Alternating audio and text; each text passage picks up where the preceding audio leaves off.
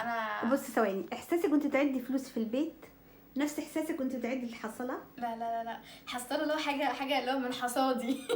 الحاجه انا عماله ازرع ومستنيه اشوف النتيجه في الاخر. فبجد انا مبسوطه. الاحساس عامل ازاي؟ جدا يعني مبسوطه جدا. ازيكم عاملين ايه؟ يا رب تكونوا دايما كويسين. اهلا بكم في قناه مارينا عازر. رجعت لكم فيديو جديد، وفيديو النهارده مختلف وجميل، وفي انا يعني متحمسه قوي ليه. اول حاجه دي حصاله بس بشكل جديد وبطريقه مختلفه، اسمها حصاله التحدي. حصاله ايه؟ هشتغل لكم اسم مارينا دلوقتي. حصاله ايه؟ حصاله التحدي. تسالوني يعني ايه حصاله التحدي؟ هقول لكم فكرتها. دي حصاله عباره عن ارقام. ممكن تقولي ايه الارقام دي او عباره عن ايه؟ هقول لكم. بص، انا عملت تحدي 10,000 جنيه. ينفع اي حد يعمل اي عدد هو محتاجه، 5,000 ازيد من 10,000 او زي ما انتم ما تحبوا.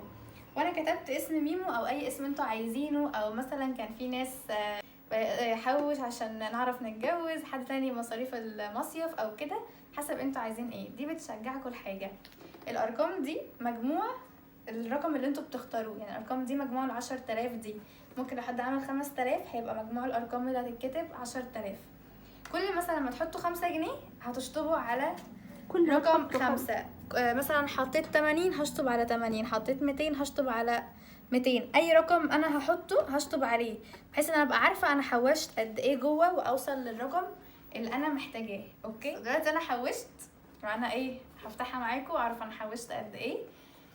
في ناس ممكن تستخدمها مرتين، او في ناس ممكن تستخدمها مره وتفكها. احنا هنجربها يعني لو فتحناها واتفتحت ونفعت هنحاول. اوكي. انا عملت حركه حلوه، قلت عشان انا مثلا لو فتحتها صح وعرفت ان انا الزقها بعديها او استخدمها تاني، جبت السلوتيب الابيض وحطيته على الارقام، هتحسوا كده في لمعه. حطيت السلوتيب وعملت عليه بالقلم، وتاكدوا ان القلم اللي انتوا بتكتبوا بيه مش قلم سبوره، اسمه قلم خطاط تقريبا، او اي قلم ما يكونش بيتمسح من على اي حاجه مثلا بلاستيك او كده. عشان انا مثلا شاكه في دي حسيتها اتمسحت، وحاسه ان كان في كام واحده تاني حسيتها ايه، معرفش انا كنت جايه اعمل ومش هطفتش ولا مش فاكره. فاحنا هنشوف مع بعض جوه في ايه. اوكي. فده هي انت بتعلميهم ايه؟ ان انتوا عشان تحافظوا عليها او هتستخدموها تاني هتحطوا السلوتيب ده عشان اول بس ما ترش. هو افضل دايره احسن من الشرطه، تصدقي؟ دايره افضل من علشان ما يبقاش في شك. يا ترى انت حطيت ولا لا لما انت عملت دايره؟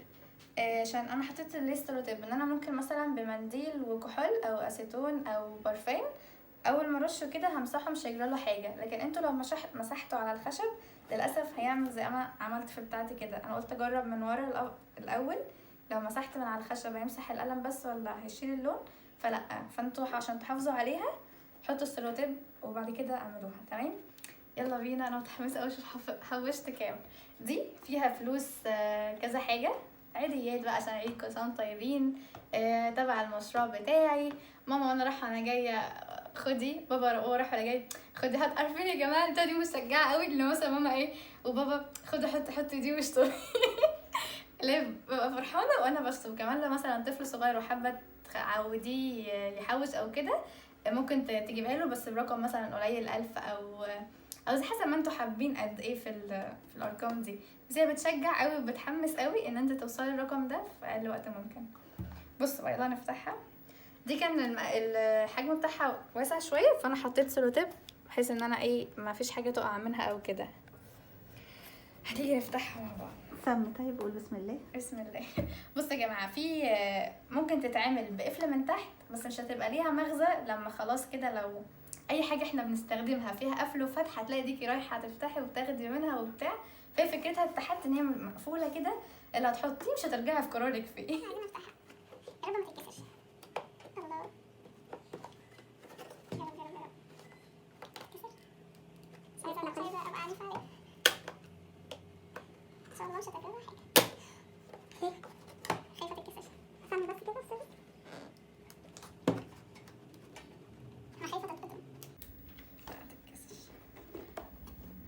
شايفه تنزلوا كده. الله فرحان. انت هتتكسري بس معلش استحمليني. مش اعملها لما هي سخنه. هو معموله بصمغ او بامير طلع ضوافر بس احنا رب تنزلوا كده. طيب سامي طيب. مليونير بكره هبقى مليونير. ايوه يلا انزل. اخبطي الكسر انت حلوه لحد الان. الله يا جماعه بجد فكرتها حلوه قوي، بس يا رب يعني الله عليا.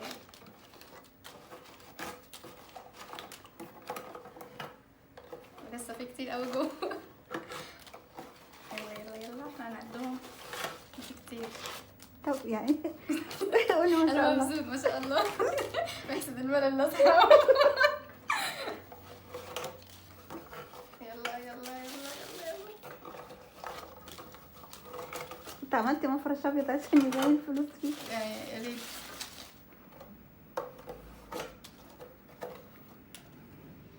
يا ترى بعد ما فتحتيها ايه اللي هيحصل؟ بصوا بقى دي كده حلو بقى ان انا استخدمها تاني. هعملها بامير من هنا، ابقى زي الشطور اعملها بسلوتيب وما مديش ايدي عليها. اعملها مثلا بسلوتيب يعني كده هي خلاص سليمه تمام. عارفه لو كنا وهمسح جبنا ده. البرفان كنا وريناهم ازاي بتمسح بسرعه. هتحطوا برفان وتمسحوا بمنديل على طول او اسيتون او مش اسيتون اللي هو ممكن يبقى نعمل الكحول. بارت 2. اوكي يلا نجمع الفلوس. يلا نبدا بالمتينات. شكلنا هناخد وقت.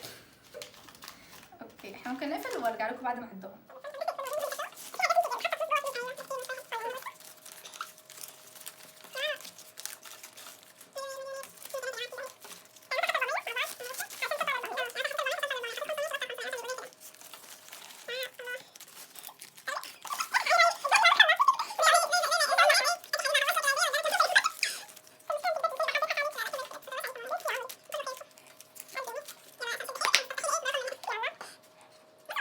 ودلوقتي احنا هنعد ونشوف انا حوشت قد ايه. بس ايه عشان في لسه فلوس كتيره انا لسه ايه ما فكتهاش زي كده مثلا. فهنجمع الفلوس مع بعض وهنعرف مع بعض كام. وانا عامله حصاله كده صغنطوطه في السكن حاطه فيه كميه جنيهات يا ريتني كنت جبتها. وعملت ده مع ده وشفنا انا حوشت قد ايه. بس ابقى اعمل لكم جزء تاني ونشوف انا حوشت قد ايه. بعد ما عملت التحدي ومبسوطه جدا جدا جدا ان انا وصلت ليه وان انا فعلا حققت ال10,000. بس حظي حلو في 5 زياده.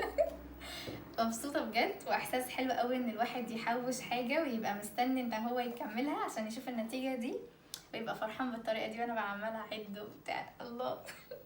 بص انا عديتهم فانا بصي ثواني، احساسك وانت تعدي فلوس في البيت نفس احساسك وانت تعدي الحصاله؟ لا حصل له حاجه اللي هو من حصادي. الحاجه انا عماله ازرع ومستنيه اشوف النتيجه في الاخر. فبجد انا مبسوطه. الاحساس عامل ازاي؟ جدا يعني مبسوطه جدا. ومبسوطه كمان ان هي يعني شجعتني ان انا ده انا احاول انا اشطب احاول عشان اعمل كده. يكون الفيديو بتاعنا خلص يا رب يكون عجبكم. وانا مبسوطه بالتحدي واشجعكم ان انتوا كمان تعملوا تحدي وابعتولي على المكان التاني قولوا لي احنا عملنا مثلا التحدي وهنحوش كذا او حوشنا كذا. وقولوا لي احساسكم ايه زي ما انا فرحانه كده ولا نص نص ولا فرحانين اكتر مني. وشجعكم كمان اطفالكم ممكن تعملوها باساميهم مثلا 1000 جنيه او زي ما انتوا حابين تعملوا وتشجعوا مثلا صحاب صغيرين او حد كبير يحوش مثلا لحاجه معينه. انا كان نفسي احوش عشان اجيب عربيه. بس ال10,000 دي ما تجيبش كام جرام دهب اصلا. هي يعني مش هتكملوا 2.5 يعني مش هنكمل جرامات اشتخم جرامين الخيل ولا جرام بس. الحمد لله الحمد لله انا مبسوطه وهستمر ان انا اشجع ان انا احوش تاني. كويس ان هي ما باظتش. دلوقتي هلزقها وامسح ده باسيتون او برفان وارجع احوش من جديد. وبس كده واتمنى يكون الفيديو عجبكم. باي باي.